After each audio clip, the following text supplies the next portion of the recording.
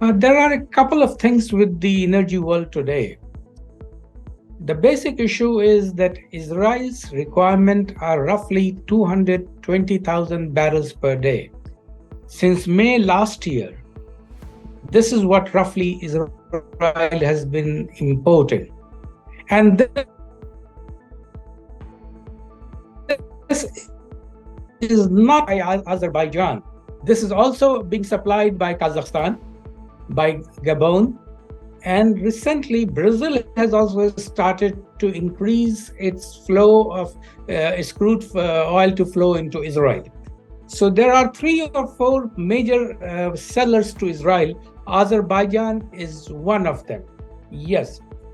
One more thing to keep in mind is that today we are in a buyer's market as far as crude oil is concerned.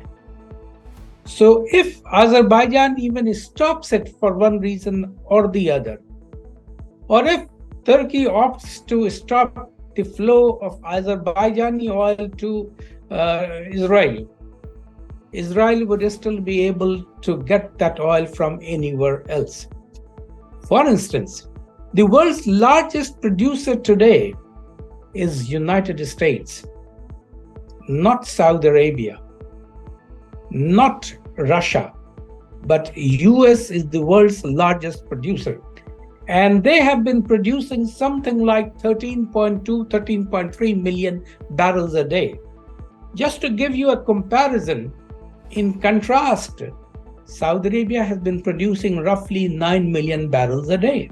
So US is far ahead, almost 40% ahead of the Saudi production in that sense. That is a very difficult question to answer for various reasons. The first being that look at Turkey's history, recent past even during the Erdogan era. They have been talking tall, especially on these sort of issues. They have been trying to take a lead within the Ummah on these sort of issues. They have been trying to organize aid flotilla to Gaza for last many, many years. They have been siding by Gaza and Palestine for the last many years on a political level, yes. But on business scale, they have not completely stopped their business relations with Israel. So they have been taking a pragmatic approach to it, that what they are doing a benefit cost ratio analysis to themselves and seeing out would they be benefiting out of it or would they be losing out of it. And depending on that, they have been taking a decision. Now, from another viewpoint, shutting off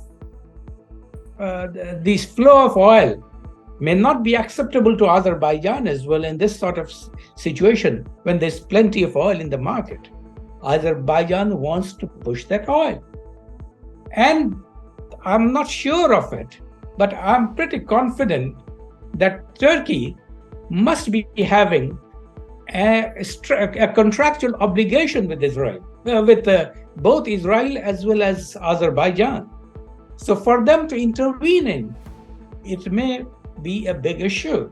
It may go to International Court of Justice, to an arbiter in that sense. So these may not be able, these are not easy for any country to do that. And again, Turkey has been pragmatic on these sort of issues. They have not been taking a decision from their heart. They have been using their minds to take any decision. It's very difficult to say that, but I don't think much would happen to Israel. As I mentioned earlier too, there are many other sellers ready to step in. And they have been increasing. Interestingly, Israel has been increasing import of crude oil from countries such as Brazil. Americans are the largest producer. They would always be ready to step in and ship as much oil is required to be shipped to Israel. Indeed, for the time being, it seems that the consumption of Azerbaijan, of Israel, may have gone up from the 20,000 barrels per day because of the sorties that they are running over Gaza.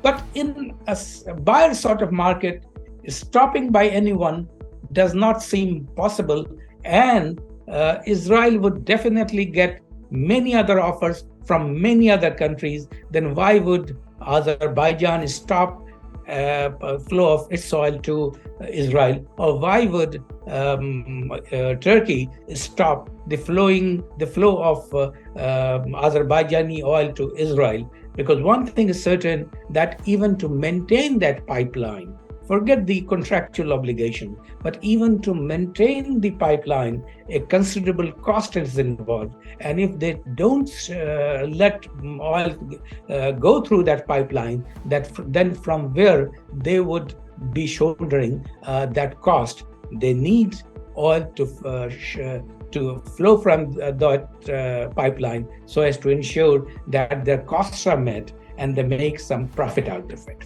As I mentioned, Turkey has been looking at it from different ways. As I said initially too, that politically they are 100% with Palestine issue, they are against Israel, but they have been taking a very practical approach to it, that if they do these sort of things, what will be the impact on their economy, on everything? There are contractual obligations, they might be fined for that. And even if they stop it, ultimately Israel would get that oil from somewhere else. So it's difficult, to be fair, with even Turkey to stop and prevent this flow of oil. But if they would have wanted, they could easily have done it, irrespective of the consequences. But they don't seem ready to accept those consequences. And that is the easiest way to do it, that let it continue that way as far as the business and contractual obligations are concerned.